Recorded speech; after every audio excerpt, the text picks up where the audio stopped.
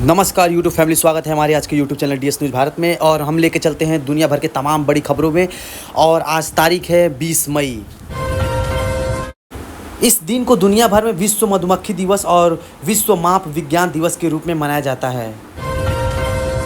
वहीं कल आईपीएल का 64वां मैच एलएसजी और आरआर के बीच सवाई मानसिंह स्टेडियम रायपुर में खेला जा रहा था, जहां लखनऊ ने 20 ओवर में 220 रन बनाए, 5 विकेट गिरा। वहीं आरआर ने 19 ओवर 1 गेंद में ही 225 रन बनाए, 3 विकेट गिरा। आरआर 7 विकेट से जीत हासिल की। चलिए आगे बढ़ते हैं खबरों में। सबसे पहले देखिए आज के कुछ बड़े इवेंट। राजधानी दिल्ली समेत देश भर में सभी राज्यों में आज 20 मई को मेडिकल स्टोर यानी दवा दुकानों की हड़ताल रहेंगी। तकरीबन 15 लाख से भी ज़्यादा मेडिकल स्टोर बंद रहेंगे।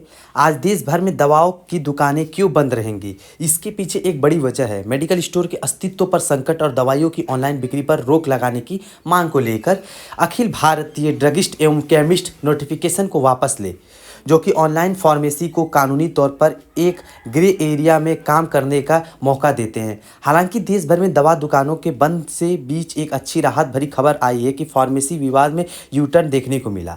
आज 20 मई को पूरे तरीके से मेडिकल स्टोर बंद का ऐलान जो है वो फेल हुआ, तो देश भर में कई दवा दुकानों खुली रहेंगी। कौन सी तो हड़ताल में ये ऐलान है, बावजूद भी थोड़ी राहत यहाँ देखने को मिलेगी। आज 20 मई को देश के जो बड़े फार्मेसी चैन अस्पताल के मेडिकल स्टोर है, इसके अलावा जो सरकारी जन औषधि केंद्र है और अमृत आउटलेट्स हैं, ये खुले रहेंगे। क्योंकि AIOCD हड़ताल पर जा रहा है, तो कहीं ना कहीं देश भर में जरूरी जीवनदायक दवाओं की कटौती ना हो जाए, इसलिए आज सहकारी दवा बिक्री केंद्र भी खुले रहेंगे सुबह 8 बजे से 10 बजे तक। इस तरह के मेडिकल स्टोर जो। चलिए अगली बड़ी खबर देखें। 20 से 22 मई तक बंद रहेंगी बिजली कंपनियों की ऑनलाइन सेवाएं। बिहार में बिल भुगतान और स्मार्ट मीटर रिचार्ज भी प्रभावित होगा। बिहार राज्य में बिजली कंपनियों द्वारा नए बिलिंग सॉफ्टवेयर में माइग्रेशन की वजह से अगले 2 दिन ऑनलाइन आपको इलेक्ट्रिसिटी बिल वगैरह की फैसिलिटी नहीं मिलेगी। वही खबर है बिहार के मुख्यमंत्री खेल विकास योजना की शुरुआत होने जा रही है। आज 20 मई से भागलपुर में बालिकाओं के लिए नई बैडमिंटन ट्रेनिंग सेंटर की शुरुआत होगी, जिसमें बालिकाओं को मुफ्त आवास व प्रशिक्षण सब कुछ दिए जाएंगे, ये सुविधाएं समेत। आज झारखंड की राजधानी रांची आएंगे केंद्रीय मंत्री राम मोहन नायडू। एयरपोर्ट पर उड़ान यात्री कैफे समेत कई सुविधाओं का उद्घाटन करेंगे बिरसा मुंडा एयरपोर्ट पर। राजस्थान में भी सरकारी कर्मचारियों ने आज आर पार आंदोलन की चेतावनी दी। आज 20 अगस्त से अभियान शुरू करेंगे सरकार के खिलाफ। राजस्थान में अपनी लंबित मांगों वगैरह की कई अहम मुद्दों को लेकर ये चरणबद्ध आंदोलन का ऐलान किया है सरकारी कर्मचारियों का महासंघ द्वारा। और खबर है उत्तर प्रदेश में आज से बंद होंगे स्कूल। गर्मी की छुट्टियां शुरू होने जा रही हैं और भी अन्य राज्यों के समर हॉलीडेज की दिल्ली समेत बिहार में भी बंद होंगे स्कूल। वहीं मौसम विभाग का कहना है कि आज देश के 17 से भी ज़्यादा राज्यों में 50-60 किलोमीटर प्रति घंटे की रफ्तार से आंधी तूफान की हवाएं चलेंगी। कई राज्यों में बारिश का भी अलर्ट है, तो आगे आपको बताऊंगा और भी पूरे मौसम समाचार विस्तार से। फिलहाल दोस्तों आगे बढ़ते हैं खबरों में।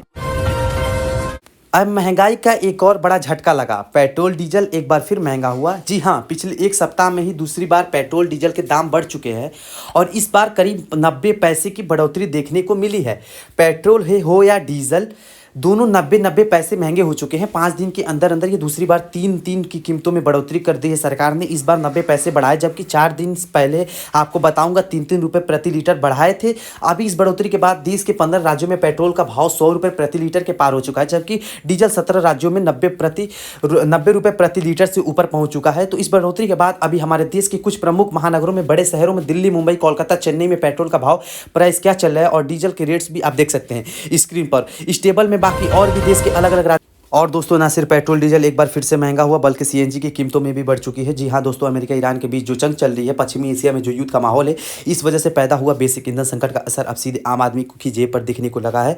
तो 5 दिन से दूसरी बार पेट्रोल डीजल के रेट्स बढ़ चुके हैं। इस वजह से ऑटो के चालकों में भी रोष देखने को मिल रहा है। इसके साथ ही साथ CNG के दाम में भी उछाल देखने को मिला। इतना ही नहीं, मार्केट एक्सपर्ट्स का तो ये कहना है कि और भी आगे आने वाले समय में महंगाई बढ़ने की आशंका है और तेल की बढ़ती कीमतों में आम आदमी का बजट बिगड़ सकता है।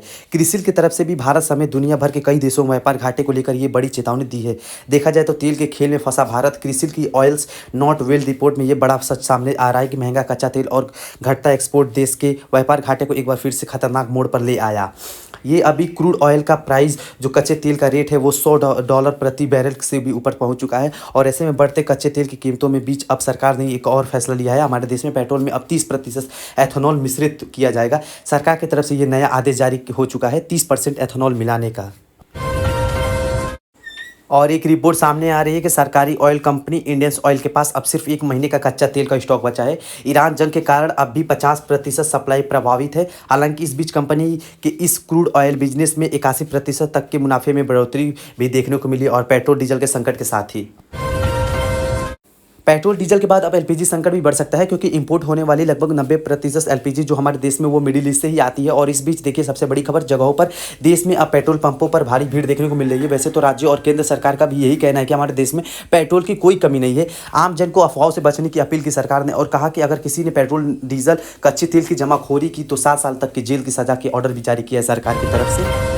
और इतना ही नहीं, हमारे देश में क्रूड ऑयल सप्लाई को बढ़ाने के लिए सरकार का कहना है कि भारत रूसी कच्चा तेल खरीदता रहेगा। केंद्र सरकार बोली कि अमेरिका की रूसी तेल खरीद पर प्रतिबंध हमारे लिए बेअसर रहेंगे, तो भारत आगे भी रूस से कच्चा तेल खरीदता जारी रखेगा।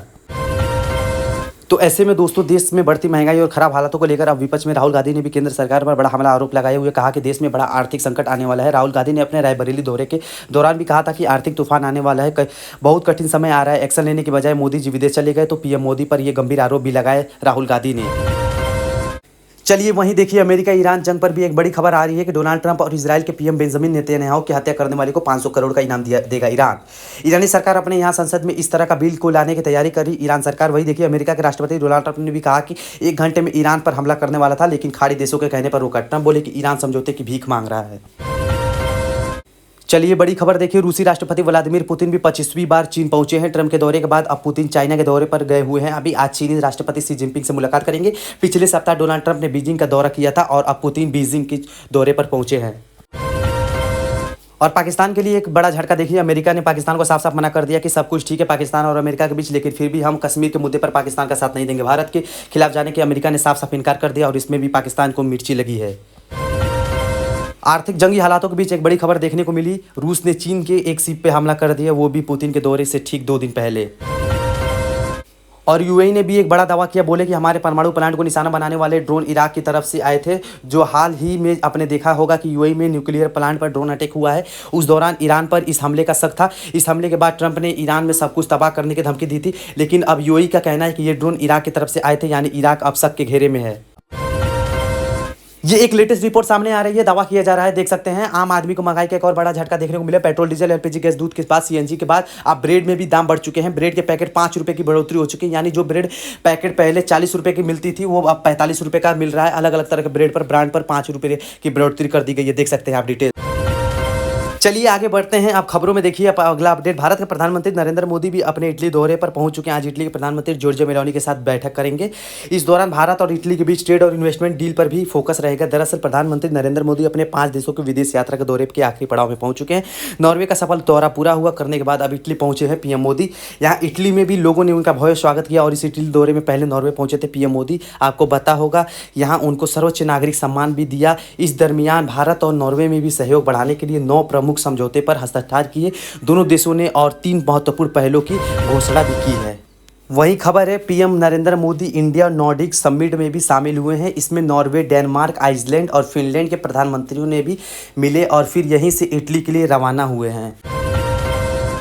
और खबर है, प्रधानमंत्री नरेंद्र मोदी और नॉर्वे के प्रधानमंत्री स्टोरा के बीच द्विपक्षीय वार्तालाप हुए। ग्रीन रणनीतिक साझेदारी पर सहमति बनी दोनों देशों के बीच। पीएम मोदी की नॉर्वे यात्रा में भारत और नॉर्वे दोनों देशों के संबंधों को नई मजबूती मिलेगी। 5 महत्वपूर्ण समझौते पर हस्ताक्षर हुए हैं। भारत और नॉर्वे के बीच स्वच्छ ऊर्जा और सतत विकास पर फोकस रहेगा। अनुसंधान परिषदों के बीच समझौता हुआ। अब तटीय पवन ऊर्जा और कार्बन प्रबंधन पर सहयोग करेंगे दोनों देश। हरित परिवर्तन और आकाशीय सहयोग को भी बढ़ावा मिलेगा। भू विज्ञान और आधारिक अवसंरचना समाधान पर भी एक अहम समझौता हुआ है। तो कुछ यूं पीएम मोदी के नॉर्वे दौरे के हाईलाइट्स रहे, मैंने आपको बता दिए हैं। अब इटली पहुंच चुके हैं, और बाकी देखते हैं आगे इटली में आज क्या क्या फैसले लिए जाते हैं। मेलोनी के बीच क्या कुछ बातें चीतें होती हैं, अपडेट आएंगे, मैं आपको बता दूंगा इस चैनल डीएस न्यूज़ भारत पे।